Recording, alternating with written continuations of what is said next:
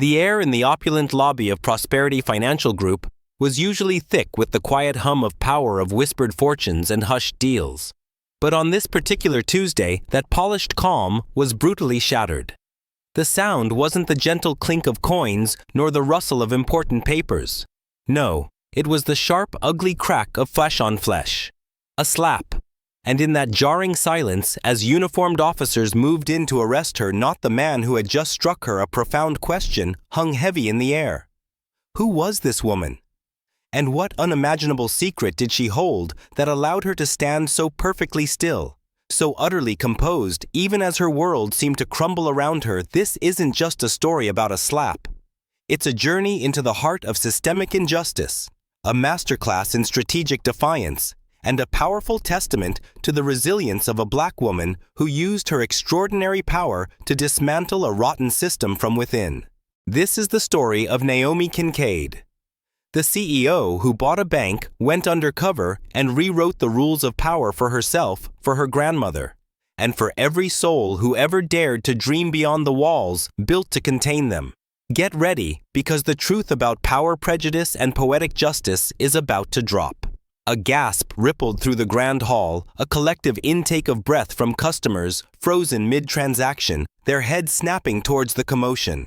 All eyes landed on a woman standing perfectly still, her cheek already blooming an angry red against her rich dark skin. And facing her chest, heaving finger aggressively pointed, was Marcus Thorne, the customer service manager. His name tag, gleaming under the cold fluorescent lights, seemed to mock the scene unfolding beneath it. "I've already called the police," Marcus's voice boomed, amplified by the high ceilings, echoing with a chilling conviction. "We don't serve your kind here. You're trespassing, disturbing the peace." He wasn't just shouting. He was asserting a twisted authority, making sure everyone in the bank, every teller, every loan officer, every terrified bystander, heard his declaration of dominance. 2 hulking security guards built like brick walls rushed over. But their intention wasn't to restrain the raging man. No, their purpose was clear as they moved to surround the woman, their hands reaching. "You're under arrest, ma'am," one of them stated, his voice flat, devoid of emotion. Phones appeared in trembling hands, already recording. Another viral moment of discrimination in America caught live. Some onlookers shifted uncomfortably, their gazes darting away. Others, morbidly curious, simply watched, unwilling to involve themselves to break the chilling silence that had descended. It was a tableau of injustice playing out in real time, just like countless others. But then something remarkable happened. Instead of recoiling in humiliation, instead of screaming in anger or fleeing in tears, the woman straightened her posture. She adjusted the simple, unassuming cardigan she wore over her plain blouse, a garment that screamed everyday person rather than billionaire CEO. Her eyes, dark and incredibly deep, never left Marcus Thorne's face, but they held no fear, only an unnerving, almost terrifying calm. And then she spoke. Her voice, low but clear, carried the quiet confidence of someone utterly unaccustomed to being questioned, let alone attacked. Each word was measured deliberate calm, despite the fiery handprint forming on her cheek. "I believe there's been a misunderstanding," she stated, her gaze unwavering. "Before we proceed—" But Marcus, high on his perceived triumph, cut her off, his face contorted in a sneer. "There's no misunderstanding, lady. You're a troublemaker, and you're about to find out what happens when you cross me, when you cross Prosperity Financial." He looked around, inviting the silent audience to witness his righteous anger. He had no idea. He had absolutely no idea who he was talking to. And that, my friends, was his first and last fatal mistake. To truly understand the woman's unbreakable calm in that moment, the steel in her spine, the quiet fire in her eyes, we must rewind 3 decades. Not just to another year, but to another slap. Not of flesh on flesh, but of dreams against a cruel, unyielding wall, a wall built of systemic prejudice, standing tall and unyielding, right here in the very heart of what was then Monarch Financial, now Prosperity Financial. Her name was Alara Jenkins. She was Naomi Kincaid's grandmother. In the early 1990s, Alara was a beacon of hope and resilience in her own community. A single mother working tirelessly as a certified nursing assistant, saving every penny she dreamed of owning a small duplex in Maplewood Heights. Not for luxury, but to provide stable housing for her growing family, to have a small garden, to build something tangible for her children. It was a modest dream fueled by an immeasurable spirit. She'd walked into this very bank, then a symbol of unshakable financial power, with a meticulous business plan for a small home-based catering service, a passion project she hoped would secure her family's future. She'd presented her savings, her perfect credit score, her unwavering work ethic. But she wasn't met with encouragement. She was met with a polite yet chillingly dismissive wall. The loan officer, a man with a perpetually furrowed brow, would nod feign interest, then find endless reasons for denial. "Your collateral isn't quite sufficient, Ms. Jenkins. The projected income from your catering service, well, it's a bit optimistic for this market. We're not quite sure you understand the long-term commitment of a commercial loan, ma'am." He wouldn't say no outright. He'd just add another form, another requirement, another hurdle, subtly moving the goalposts until Alara, exhausted and defeated, would finally understand the unspoken message: this isn't for you. He never mentioned her race. He didn't have to. The glances from other staff, the way she was left waiting longer than anyone else, the tone of voice that managed to be both condescending and saccharine, it all screamed the unspoken truth. This was not just about her credit score. It was about the color of her skin in a system designed to keep certain doors closed. The dream of the duplex, the garden, the stable future. It crumbled. Alara continued to work, continued to care for her family, but a part of her spirit, a small but significant part, was bruised. She never quite recovered that spark, that belief in a truly level playing field. She never spoke of it with bitterness, but rather with a quiet, weary resignation. "That's just how it is, honey," she'd tell a young Naomi, stirring sugar into sweet tea at their kitchen table. "Some doors, they just ain't meant for us to walk through." But for young Naomi, those words weren't a sigh of resignation. They were a challenge. She saw her grandmother's quiet dignity, her unwavering love despite the setbacks. She felt the inherited ache of that injustice. Alara's pain became Naomi's purpose. From that moment, a silent vow took root deep within Naomi's heart. She would not just walk through those doors, she would buy the damn building. She would dismantle the walls brick by brick, ensuring that no one else had to endure the same subtle, soul-crushing rejection that had haunted her beloved grandmother. This wasn't just a personal vendetta. It was a promise to every Alara Jenkins out there. The simple cardigan, the plain blouse, the quiet demeanor, all of it was a masterful illusion. The woman who stood there calm, even as an angry red handprint blossomed on her cheek, was not just some lady. She was Naomi Kincaid, the visionary, the titan, the founder and CEO of Nexus Capital Holdings, a multi-billion-dollar investment firm that had disrupted markets, innovated technologies, and built an empire from the ground up. Naomi's journey was a testament to her own indomitable spirit. A single mother who had worked nights and weekends to put herself through business school, devouring every textbook, every financial report, every case study she could get her hands on. She learned not just the rules of the game, but how to rewrite them. She built Nexus Capital Holdings with an ethos of meritocracy and innovation, rising to the pinnacle of an industry notorious for its old boys club mentality. But for all her success, the echo of Alara's story never faded. It fueled her, driving her not just to acquire wealth, but to acquire leverage. And so a few months prior, in a move that sent shockwaves through the financial world but was kept tightly under wraps from the public, Naomi Kincaid had acquired Prosperity Financial Group. All of it. The grand building, the deep-rooted legacy, the archaic policies. It was all hers. Her purpose was crystal clear: to truly dismantle a rotten system, one must first experience its rot from the inside out. You couldn't fix what you didn't understand firsthand. She had received countless reports, heard anecdotes, seen the data. But numbers couldn't capture the cold indifference in Marcus Thorne's eyes, the subtle disdain in Brenda Sterling's voice, the chilling condescension. Naomi needed to live it, to breathe it, to collect undeniable, irrefutable evidence. This wasn't just a hostile takeover. It was a meticulously planned undercover audit. Every step she took, every interaction, every dismissal she endured, it was all being documented. Her elite team, led by the sharp and unwavering Desiree, along with a cadre of top legal minds and digital security experts, were meticulously recording everything from a remote secure location. Every raised voice, every condescending remark, every discriminatory action was being logged, time-stamped, and cross-referenced. Marcus Thorne, Brenda Sterling, Victor Hansen.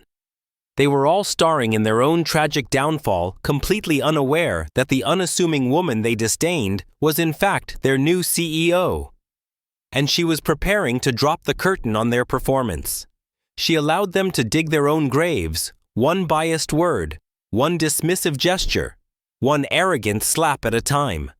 Because tonight, the show was about to end, and the grand deception was about to be unveiled. Naomi Kincaid stepped back into the hallowed marble-floored lobby of Prosperity Financial Group 2 days after the slap. Not the physical slap, of course. That was yet to come. But the slap of institutional dismissal, the one Alara had felt decades ago. This time, Naomi was wearing a carefully selected modest floral dress, a simple but clean handbag, and sensible shoes. No power suits, no designer labels, nothing that would betray her true financial standing. She was to all outward appearances just another middle-aged black woman, perhaps a little out of place in this temple of old money. She approached the customer service desk where Marcus Thorne, the very manager who would eventually strike her, was holding court. He had a practiced, superficial smile plastered on his face as he gestured enthusiastically to a well-dressed white couple. Naomi waited patiently, making eye contact, offering a polite small smile. She was there for a simple personal banking inquiry, something a quick conversation could resolve. When Marcus finally deigned to acknowledge her, his smile tightened, losing its warmth. "Yes, ma'am. How can I help you?" His tone was clipped, already conveying a subtle impatience. "Good afternoon." Naomi began, her voice calm and clear. "I'm interested in opening a personal checking and savings account, and I have a few questions about your premium services." Marcus's eyes flickered over her, a dismissive assessment that lasted less than a second but spoke volumes. He hummed a non-committal sound. "For new accounts, especially simple checking and savings, our online platform is incredibly efficient. You can do everything from the comfort of your home, ma'am. Or," he added, gesturing vaguely towards the gleaming ATM cluster, "our automated tellers are quite advanced." He then pivoted almost imperceptibly back to the next customer in line, a young white man in a casual t-shirt carrying only a backpack. "Sir, how can we assist you today? Looking for a new credit card? Perhaps we have some excellent platinum options for our valued clients." Just like that, Naomi became invisible. She stood there, a phantom in the bustling lobby, while the man behind her was immediately ushered to a personal banker. A friendly face, a warm smile. Naomi felt the familiar bitter tang of indignity. It wasn't just the words. It was the unspoken message. "You're not worth our time. You don't belong here. Go use the machines, or better yet, go somewhere else." She saw the ghost of Alara shrinking slightly in the face of such dismissiveness, her dreams quietly wilting. But Naomi wouldn't wilt. She would observe. She would document. And as she calmly turned and walked towards the exit, her hidden body camera meticulously recorded every dismissive glance, every curt word, every preferential treatment. This wasn't just an inconvenience. It was the first piece of evidence in her meticulously planned dismantling of systemic rot. Her second visit was calculated to expose the deeper layers of prejudice. This time, Naomi arrived armed. She carried a sleek professional briefcase brimming not with power broker documents, but with an exhaustive, meticulously organized folder of financial records. Pay stubs, tax returns, bank statements from other reputable institutions, all carefully selected to paint the picture of a solidly middle-class professional with excellent credit looking to consolidate her accounts and explore investment opportunities. Everything was legitimate. Everything impeccable. She was directed to Brenda Sterling, a loan officer with over 40 years in the banking industry. Brenda was a woman who exuded a certain old-school no-nonsense professionalism. But beneath that veneer lay a deeply ingrained skepticism, particularly when dealing with someone who didn't fit her preconceived notions of established wealth. Brenda's smile was thin, her eyes scanning Naomi's humble attire before settling on the overflowing folder. "And what brings you to Prosperity Financial today, Ms. Kincaid?" Her tone was polite but laden with a subtle challenge, an unspoken, "Prove it." Naomi explained her desire to open a comprehensive financial portfolio, including a significant investment account. Brenda's brow furrowed. "I see. And what is your current investment experience, Ms. Kincaid? And what kind of figures are we talking about here? Our minimum investment thresholds are quite substantial, you know." She emphasized substantial, as if trying to scare Naomi off her words like tiny pointed needles. She flipped through Naomi's impeccable bank statements with a speed that suggested disinterest, barely registering the healthy balances. Meanwhile, just across the partition, Naomi could hear another conversation. A white couple casually dressed were animatedly discussing their investment goals with another loan officer. "Oh, you're looking for aggressive growth? Fantastic. We have some incredible opportunities in tech startups right now. We can get you set up today, no problem at all." No questioning glances, no emphasis on minimums, just eager, proactive service. Brenda, however, was still drilling Naomi. "And your source of funds for this investment? We'll need a full disclosure of that, along with a detailed history of your employment and references from your previous financial institutions. This isn't just about the numbers, Ms. Kincaid. It's about understanding the longevity and reliability of your financial footprint." Her requests weren't illegal, but they were certainly beyond standard, creating an unnecessary, frustrating gauntlet. Then, Marcus Thorne appeared, hovering. "Everything all right here, Brenda?" he asked, his eyes lingering on Naomi with a knowing smirk. "Just assisting Ms. Kincaid with some complex account openings," Brenda replied, her tone indicating anything but ease. Marcus nodded. "Right. Well, for investment accounts of this nature, Ms. Kincaid, we typically see processing times of 7 to 10 business days. We like to be thorough. Very thorough." He gave a dismissive shrug. Naomi knew that for clients perceived as valuable, accounts were often opened on the spot. 7 to 10 days wasn't thorough. It was a delay tactic, a soft rejection disguised as diligence. She felt the familiar sting of Alara's experience, the constant subtle barriers designed to wear you down, to make you simply give up. But Naomi didn't give up. She smiled politely, gathered her excessive paperwork, and left her camera recording every loaded word, every dismissive glance, every moment of blatant disparity. The paper trail of prejudice was growing longer, and Naomi was meticulously building her case. The third visit was the final critical act. This time, Naomi came for a business loan. A significant one for a fictional, ambitious tech startup. This was the ultimate test. She dressed similarly, perhaps a slightly more serious, but still unassuming pantsuit. She carried the same briefcase, now heavier, with the weight of her documented evidence and her unwavering resolve. She was directed back to Brenda Sterling's office. But as she approached, she heard voices from an adjacent, slightly ajar office. Marcus Thorne's. He was laughing, a loud, grating sound. "Can you believe her, Victor?" Marcus sneered, his voice clearly audible. "The audacity. Comes in here dressed like she just rolled out of bed, talking about significant investments and tech startups. Like we wouldn't see right through that." A gruffer voice, clearly Victor Hansen, the branch manager, chimed in. "Just process her out, Marcus. We don't need any more community engagement headaches. We have our target demographic, and she's not it. You handle it. Make sure she understands where she stands." Then Brenda Sterling's voice tinged with a self-satisfied sigh. "Honestly, she's probably just here trying to scout for some information to take to one of those other banks. You know, the ones that cater to her kind." The insinuation hung heavy in the air, dripping with thinly veiled contempt. Naomi stopped dead in her tracks, just outside the open office door. The conversation died as their eyes landed on her. The laughter vanished. The sneers froze. The air crackled with a sudden panicked silence. They hadn't just been talking about her kind. They had been talking about her. Naomi's heart beat a steady rhythm, but her expression remained impassive. She walked slowly into the doorway, her presence commanding. "I believe I just heard you discussing me," she stated, her voice calm, utterly devoid of the anger they expected. "And your views on my kind and where I stand in your esteemed establishment." Marcus Thorne's face contorted in a mask of shock, then quickly ugly rage. "How dare you? You have no right to eavesdrop." He slammed his hand on the desk, the sound echoing. "Get out! You are nothing but a nuisance, a troublemaker."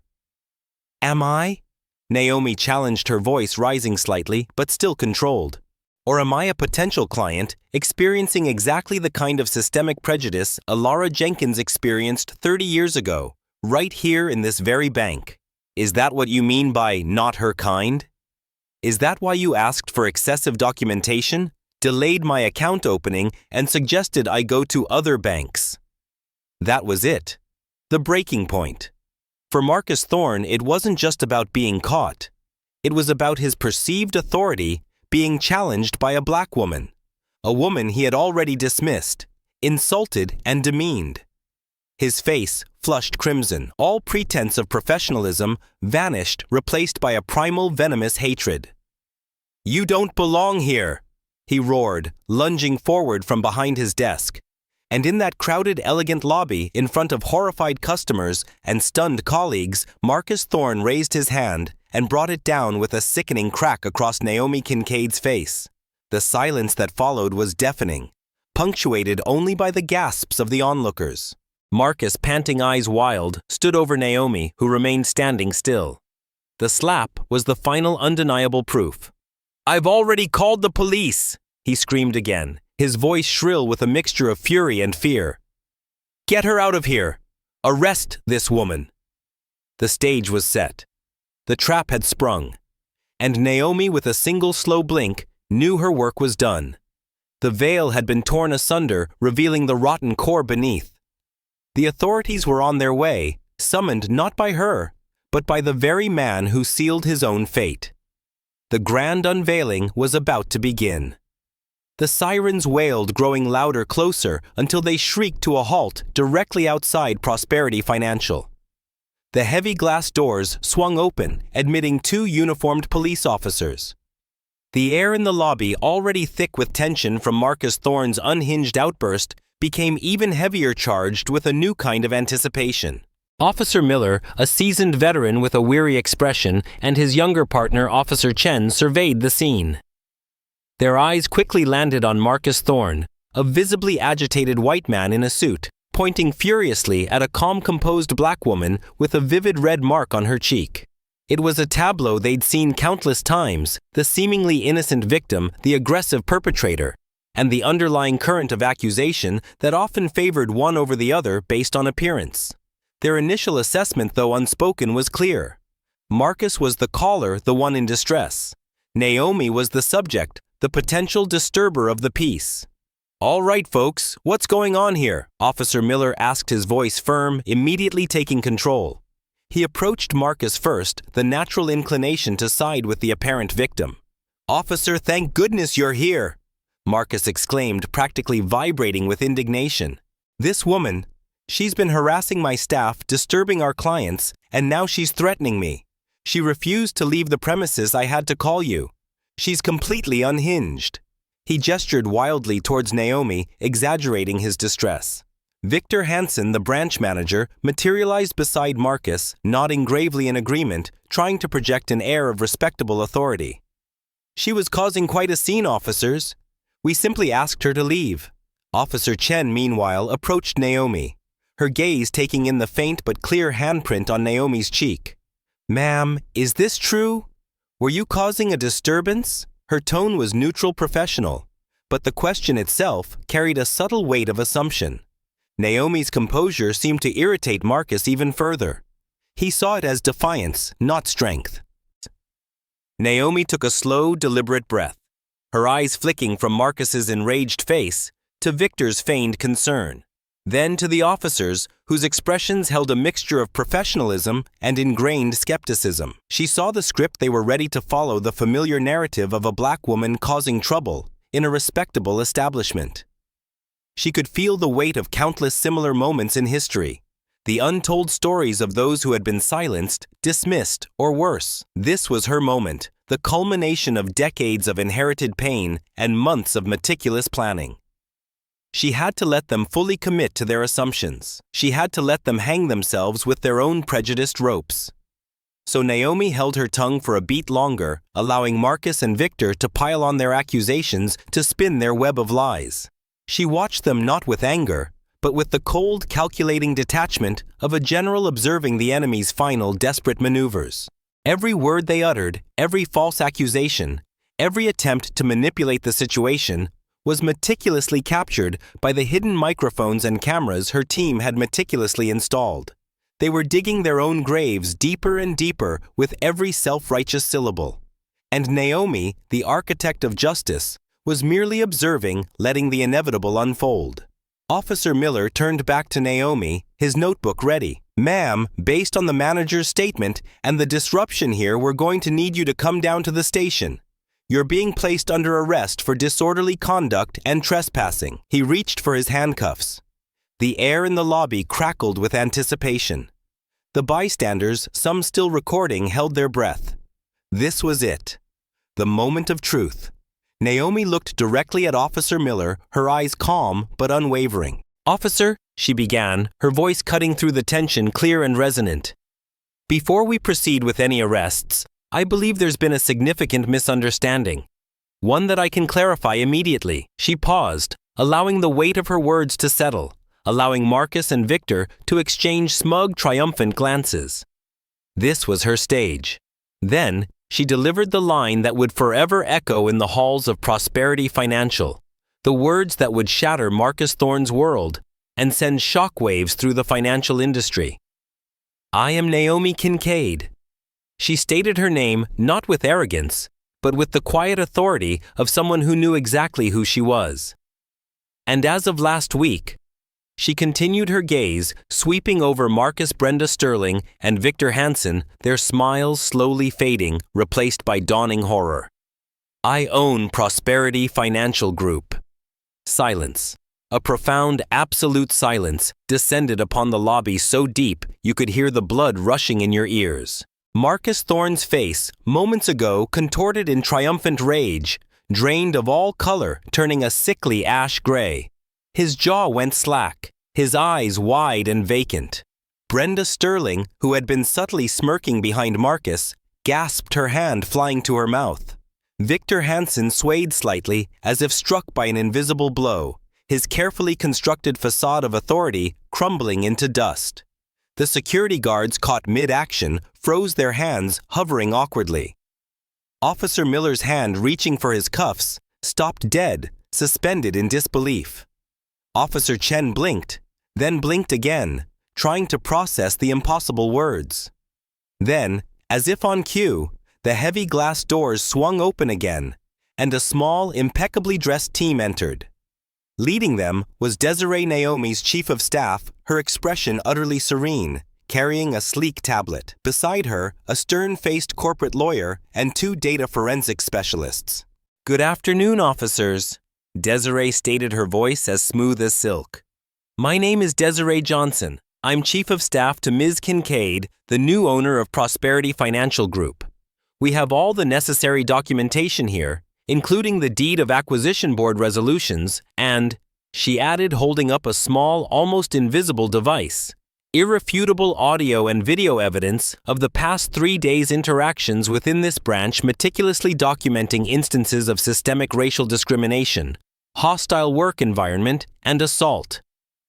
She handed the tablet to Officer Miller, who stared at it, then back at Naomi, then at Marcus, his face a kaleidoscope of confusion, shock, and dawning comprehension. The video clip Desiree played was brief but devastating.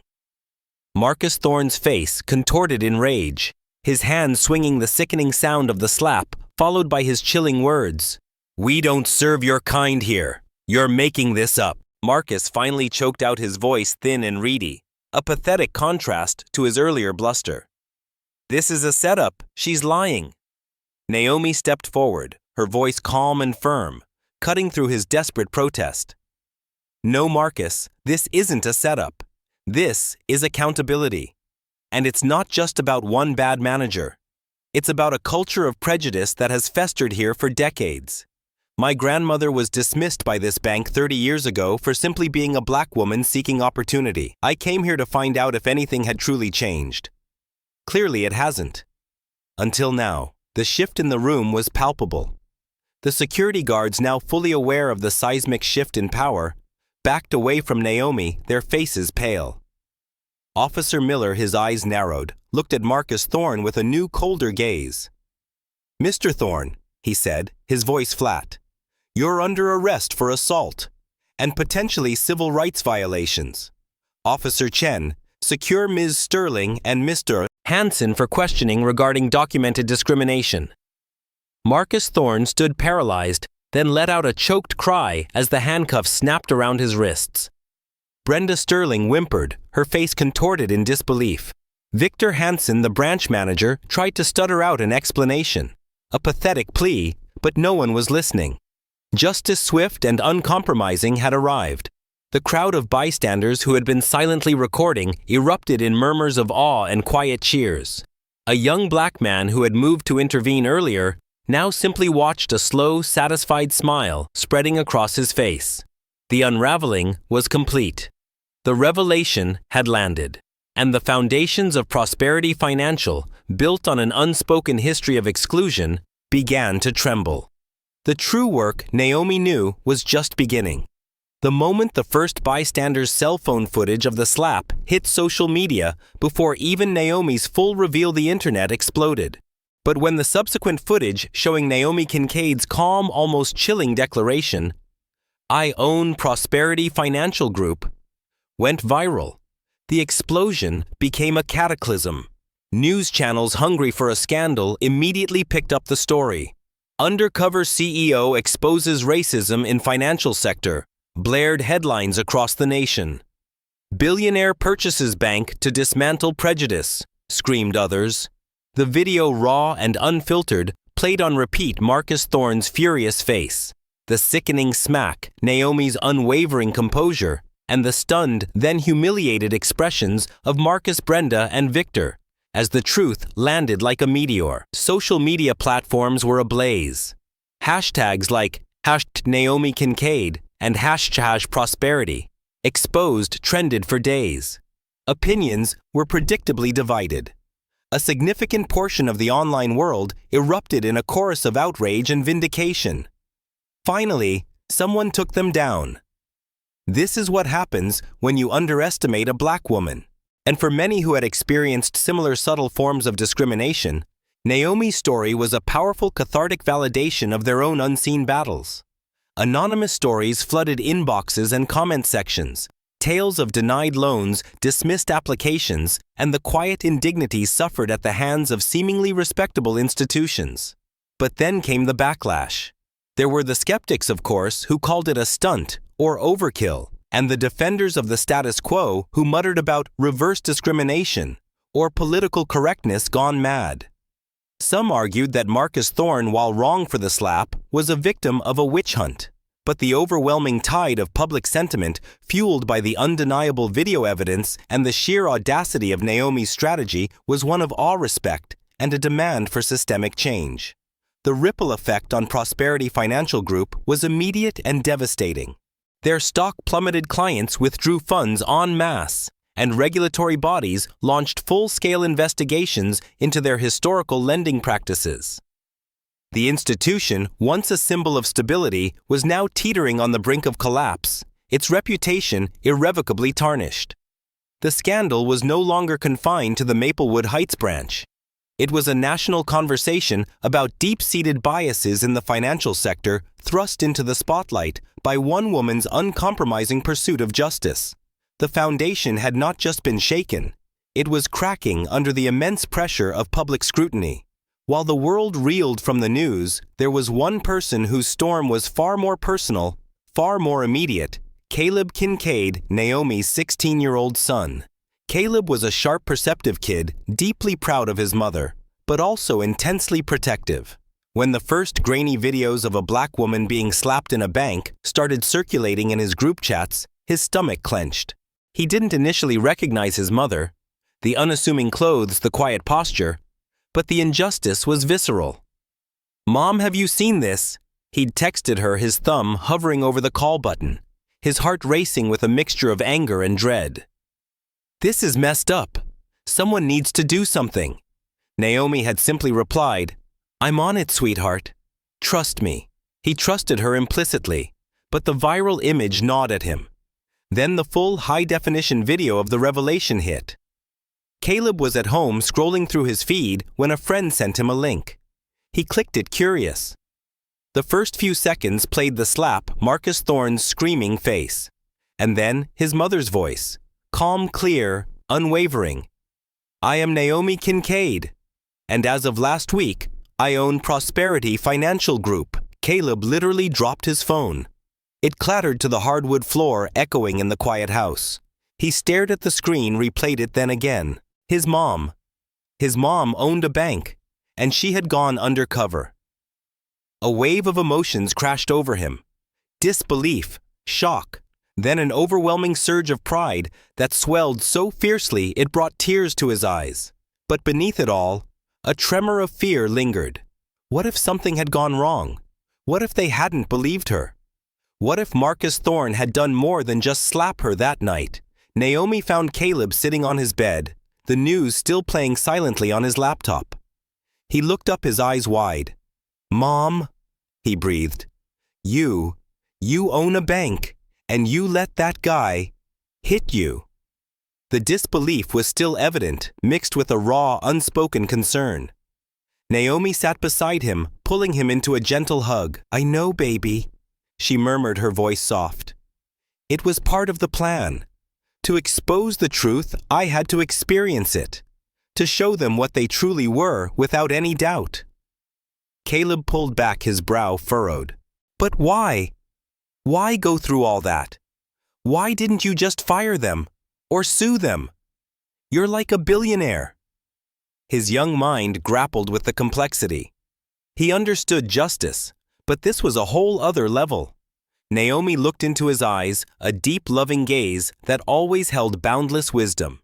Because Caleb firing a few bad apples doesn't change the tree. Suing one person doesn't change the orchard. This wasn't just about Marcus Thorne. It was about Alara. It was about every person who's ever been told they don't belong, every dream crushed by an invisible wall. It was about proving beyond a shadow of a doubt that prejudice isn't just individual acts of malice, but a systemic problem that needs to be dismantled from the ground up. She continued, her voice gaining a quiet intensity. "And to do that, I had to become the evidence. I had to show the world undeniable proof what happens when a system is allowed to fester. I needed to walk in Alara's shoes, to feel that sting, to show them how deeply rooted this injustice was. Because if they don't see it, if they don't feel the consequences, then nothing truly changes.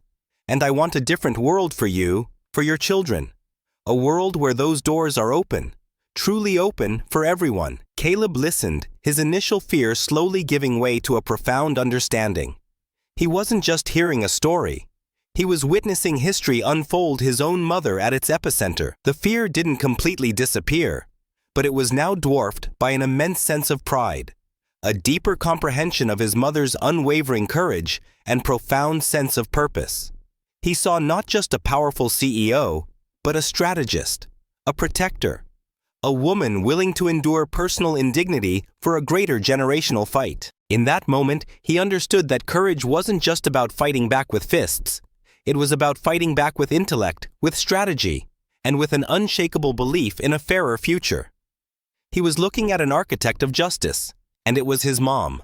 6 months. That's all it took. 6 months since the slap. 6 months since the revelation.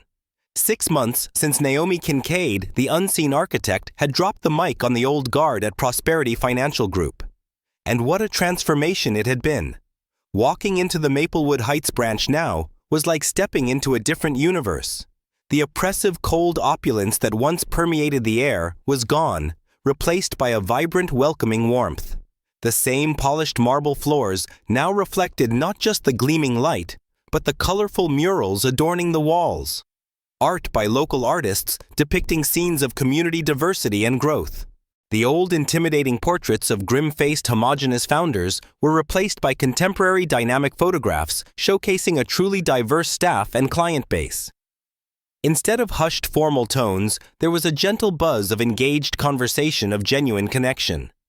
Naomi Kincaid, no longer in her unassuming cardigan, now moved through the lobby with a quiet confidence that resonated with every fiber of the revamped institution. She wore a tailored business suit, but her demeanor was approachable, her eyes constantly scanning not for flaws, but for genuine interactions. She wasn't just a CEO. She was a visible, active leader, often stopping to chat with clients, to listen to their stories, to exchange a genuine smile with a newly hired teller. The changes she'd implemented were not merely cosmetic. They were systemic, designed to root out the very biases that had allowed the old culture to thrive. The first step was a complete overhaul of the leadership team. Out went the old guard, the enablers, the complacent. In came a new wave of diverse leaders, individuals who understood that true prosperity wasn't just about profit margins, but about equitable access and community upliftment. Desiree, her trusted chief of staff, now served as the bank's COO, meticulously overseeing the daily operations and ensuring the new vision was implemented at every level. Crucially, every single employee, from the tellers to the loan officers, underwent a comprehensive mandatory training program. This wasn't just a perfunctory diversity seminar. This was an in-depth, eye-opening curriculum that delved into the history of financial discrimination in America, the psychological mechanisms of unconscious bias, and practical, actionable methods for ensuring equitable service. The goal was to dismantle outdated assumptions, to foster empathy, and to cultivate a culture where every client, regardless of their background, was seen respected and served with dignity. Naomi watched her heart swelling with a quiet satisfaction as specific interactions unfolded before her that would have been utterly impossible 6 months prior. An elderly black woman dressed in modest clothing was seated comfortably with a personal banker receiving detailed advice on long-term investment strategies. The banker, a young man who had been with the bank for years but had undergone the new training, maintained the same respectful, attentive demeanor he had shown the wealthy white businessman he'd assisted just moments before. There was no condescension, no rushing, just genuine professional guidance. Nearby, a young Latino entrepreneur, his face alight with hope, was discussing a business loan for his burgeoning tech startup. He was presenting his business plan, his passion evident, and the loan officer was listening, offering solutions, not erecting barriers. The excessive documentation requirements that had once created artificial discriminatory hurdles were gone, replaced by a streamlined, transparent process focused on the viability of the business, not the perceived background of the applicant. And at another counter, a South Asian family was opening multiple accounts with standard identification, no extra hoops, no suspicious glances. Their accents, once a trigger for extra verification, were simply part of their identity, welcomed and respected. This wasn't just a bank. It was a living testament to what financial institutions could be. It was a space where merit truly trumped prejudice, where community connection was valued as much as credit scores, and where the echoes of past injustices were finally being drowned out by the vibrant symphony of equitable opportunity. Naomi smiled to herself, a genuine, unburdened smile. The change she had envisioned, the change Alara had dreamed of, was not just reflected in the numbers and the policies. It was tangible, breathing and thriving in every interaction, every smile, every open door. Among the many faces in the transformed Prosperity Financial, one stood out to Naomi as a particular source of quiet satisfaction: Daniel. He was the young, earnest teller who 6 months ago had been frozen in awkward discomfort as Marcus Thorne unleashed his rage, his gaze flicking nervously between Naomi and the furious manager. Daniel had been relatively new to the bank then, an idealist caught in the grinding gears of a prejudiced system. When the scandal erupted and the initial wave of dismissals swept through the Maplewood Heights branch, Daniel had feared for his job. He had been complicit in silence, a bystander to injustice. But when Naomi Kincaid, now his revealed CEO, announced the comprehensive retraining program and the new vision for prosperity, Daniel had embraced it with a quiet fervor. He hadn't been fired, but he hadn't been instantly promoted either. Instead, he was given an opportunity, a chance to learn to unlearn and to grow. He immersed himself in the training sessions, asking thoughtful questions, genuinely grappling with his own implicit biases. He volunteered for additional workshops, eager to understand the historical context of the very injustices he had witnessed. He learned about redlining, about the wealth gap, about the subtle ways privilege operated. Now, Daniel was more than just a teller. He was an equity ambassador, a mentor for new hires, often sharing his own journey of awareness and transformation. Naomi watched him one afternoon, patiently explaining a complex investment product to an elderly black client. His demeanor genuinely respectful, his explanations clear and devoid of any condescension. He listened intently, making eye contact, ensuring the client felt heard and valued. Later, Naomi saw Daniel greeting a young aspiring entrepreneur from the local Vietnamese community, who in the old system might have faced unnecessary scrutiny due to language barriers or perceived foreignness. Daniel spoke with enthusiasm, guiding him through the loan application process with a genuine desire to help him succeed. It was a stark contrast to the stifling exclusionary interactions Naomi herself had experienced. Daniel's story was a powerful testament to Naomi's core belief: while some individuals are irredeemable, others, given the right environment, the right education, and a clear path, can change. They can shed the biases they unknowingly adopted from a flawed system and become agents of positive change. Daniel, who had once been a silent witness to injustice, was now an active participant in building an empire of equity, one respectful interaction at a time. His quiet redemption was a beacon of hope, proving that true transformation wasn't just about tearing down the old. It was about building up the new, one conscious choice, one empathetic action, one transformed heart at a time. This was a testament to the fact that healing isn't just about holding people accountable, but about creating space for genuine growth and ethical development. The very fabric of Prosperity Financial was being rewoven thread by painstaking thread. What happened at Prosperity Financial wasn't an isolated incident of one bad manager having a bad day. It was a symptom of a deeper, far more insidious problem: systemic discrimination. You see, when we talk about discrimination, many people picture overt acts. A racial slur shouted, a job explicitly denied because of skin color. But the truth is, the most damaging forms of prejudice often operate in the shadows woven into the very fabric of our institutions. Think about Alara's story. 30 years ago, she wasn't called a racial slur. She wasn't explicitly told, "We don't give loans to black women." Instead, she faced 1,000 tiny cuts, the impossible paperwork, the shifting goalposts, the condescending tone, the endless delays. Each cut on its own seemed like a minor inconvenience, but accumulated over time, over countless interactions, they added up to a gaping wound that denied her a home, stifled her entrepreneurial spirit, and chipped away at her dreams. That, my friends, is systemic discrimination in action. It's the silent epidemic that operates through policies, practices, and unconscious biases embedded so deeply they often go unnoticed by those who benefit from them. In the banking sector, this has a long, painful history. We've seen it in redlining, where certain neighborhoods predominantly black and brown were literally redlined on maps, designating them as high-risk areas, making it impossible for residents to get mortgages, or insurance, trapping generations in cycles of disinvestment. We've seen it in predatory lending, where vulnerable communities are targeted with high-interest exploitative loans. And we still see it today in more subtle forms: the unconscious bias in a loan officer's assessment, the gut feeling that a black applicant is less reliable, even with perfect credit, or the way a business plan from a woman of color might be scrutinized more harshly than one from a white male counterpart. The old Prosperity Financial operated on these silent biases. Marcus Thorne, Brenda Sterling, Victor Hansen. They weren't just individually prejudiced.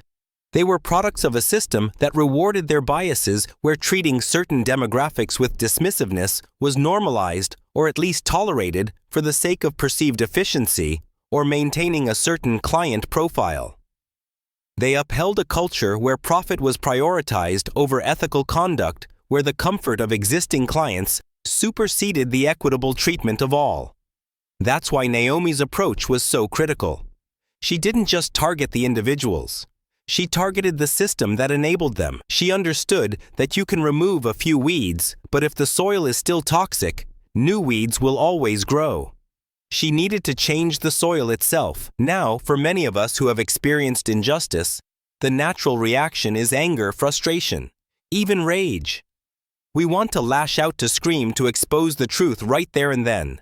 And while that emotional response is valid and human, Naomi Kincaid showed us a new way to fight, a masterclass in strategic confrontation. Why did Naomi's meticulous, documented approach work where a spontaneous outburst might have failed?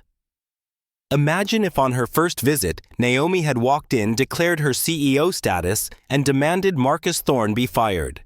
She would have been dismissed as an eccentric, a difficult new owner. Her claims of discrimination without first-hand experience and ironclad proof could have been spun as a power play, a witch hunt against loyal employees.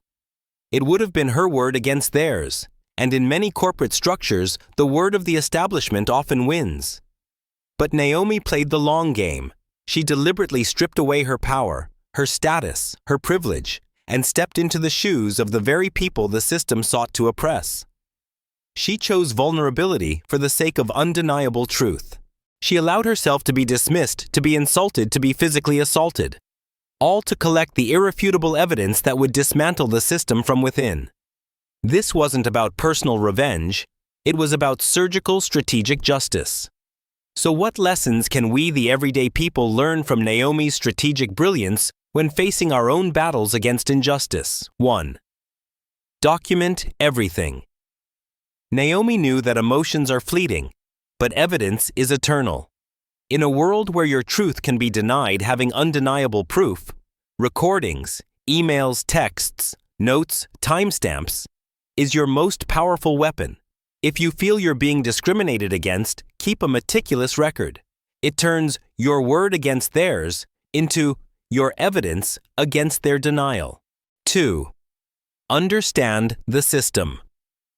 You're fighting. Naomi didn't just know what was happening. She knew how it happened. She understood the subtle tactics of dismissal, the coded language, the unwritten rules. Knowing the mechanisms of the system you're up against allows you to anticipate its moves, to expose its weaknesses, and to dismantle it piece by piece. 3. Choose your battles and your timing. Not every wrong deserves an immediate emotional explosion. Sometimes the most powerful response is a calculated pause, a strategic retreat to gather strength, and then a decisive strike when the moment is ripe. Naomi let Marcus hang himself, letting him dig his own grave with his words and actions before she dropped her bombshell. This isn't about being passive. It's about being patient and precise. 4. Leverage your allies and technology.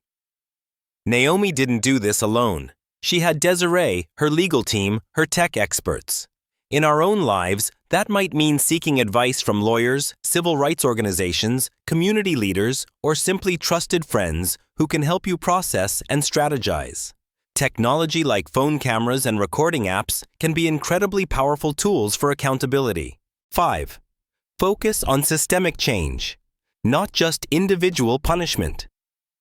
While Marcus Thorne and his colleagues faced deserved consequences, Naomi's ultimate goal was far bigger than their individual punishment. It was about transforming Prosperity Financial, making it a force for good.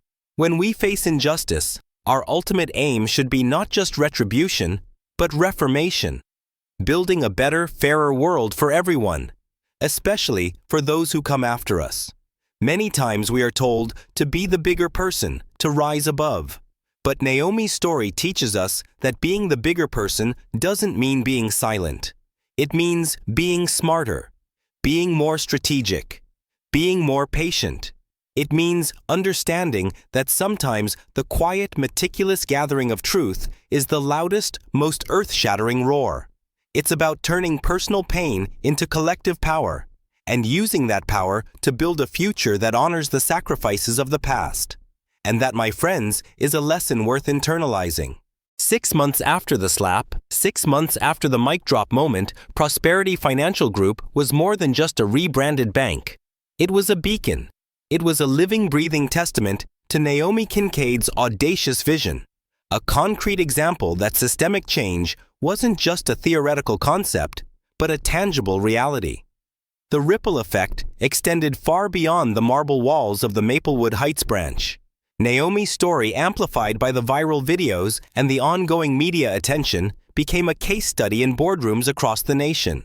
Other financial institutions, previously complacent in their homogeneous structures, began to reevaluate their own practices. Diversity and inclusion initiatives, once mere checkboxes, were now being scrutinized with a newfound urgency. Competitors, seeing Prosperity Financial's revitalized image and renewed client trust, especially within diverse communities, quickly moved to implement similar reforms. Naomi had not just transformed a bank. She had sparked a quiet revolution within an entire industry. But Naomi Kincaid's mission didn't stop at the bank. Her ultimate goal was never merely to run a more equitable financial institution. It was to build a fairer world. Using the vast resources and influence of Nexus Capital Holdings, she established the Alara Jenkins Foundation, a nonprofit dedicated to providing mentorship, financial literacy, and startup capital to minority entrepreneurs and small businesses in underserved communities. She became a vocal advocate for policy changes, lobbying for legislation that would dismantle discriminatory lending practices and promote financial inclusion on a national scale. She devoted countless hours to mentoring young, diverse leaders, sharing her experiences, her strategies, and her unwavering belief in their potential. Naomi had always been an architect. First, an architect of her own success, building Nexus Capital from nothing. Then, an architect of justice, meticulously planning the downfall of a prejudiced system. Now she was an architect of a future forged in fairness. She wasn't just a CEO who owned a bank. She was a force for good, leveraging her immense power and privilege, not to dominate, but to uplift. Her power came not from her wealth alone, but from her vision, her empathy, and her unwavering commitment to making sure that no one else had to feel the sting of rejection that had haunted her grandmother Alara.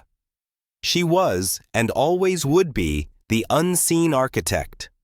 Quietly, strategically, and profoundly building bridges to equity where walls once stood. As Naomi stood in the transformed lobby of Prosperity Financial, watching the diverse faces, hearing the hum of genuine interaction, a profound sense of peace settled over her. She thought of Alara, her grandmother, and the quiet dignity with which she had carried her burdens. She imagined Alara now looking down on this bustling, equitable space, a gentle smile gracing her lips. The ache of the past was not gone, but it had been transmuted into something beautiful, something powerful. The slap that once symbolized a deep wound now echoed as the catalyst for a monumental shift.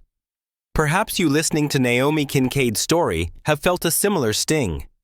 Perhaps you too have walked into a room, a meeting, an institution, and felt the chilling, unspoken message that you don't belong, that you're not their kind. Maybe you felt the weight of being underestimated, dismissed, or actively undermined, not because of your abilities, but because of who you are, where you come from, or the color of your skin. Maybe you've had a dream just like Alara that was quietly, politely, systemically crushed. Naomi's story is a powerful reminder you are not alone. And more importantly, you are not powerless. Change is possible even against overwhelming odds. It requires courage, yes, but it also requires strategy. It demands resilience, but it also calls for meticulous preparation. So what can we take away from Naomi's incredible journey? Your experience is valid.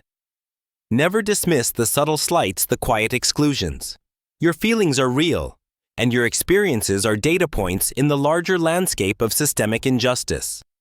Documentation is power.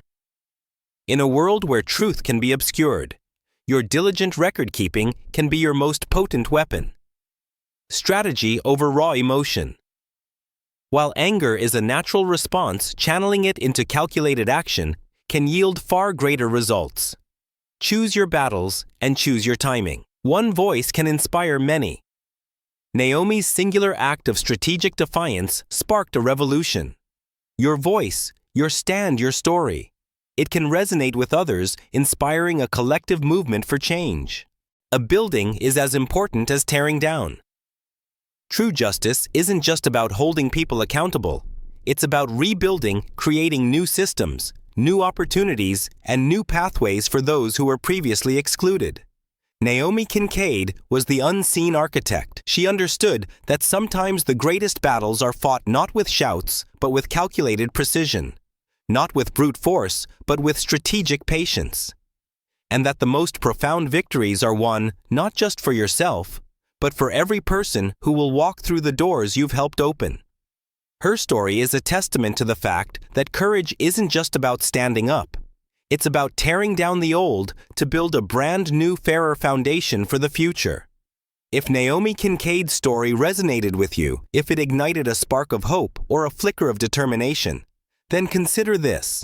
Perhaps it's a call to look at the invisible architecture of your own world, to see the gaps, the cracks, and the places where you too can become an architect of justice. Perhaps you've faced similar rejections, silent dismissals, or felt the weight of being underestimated. Let Naomi's story be a reminder that your experience is valid. Your voice matters, and your fight, no matter how big or small, contributes to a larger, more equitable future. If this story empowered you, don't keep it to yourself. Hit that like button to show your support and share this video with someone who needs to hear it. Spread the word, because stories like Naomi's are not just entertainment. They are blueprints for a better world.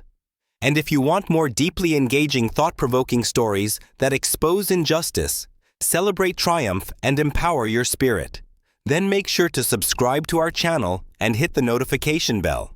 Join our community as we continue to uncover the hidden truths and celebrate the unsung heroes who are actively building a future forged in fairness, one powerful story at a time.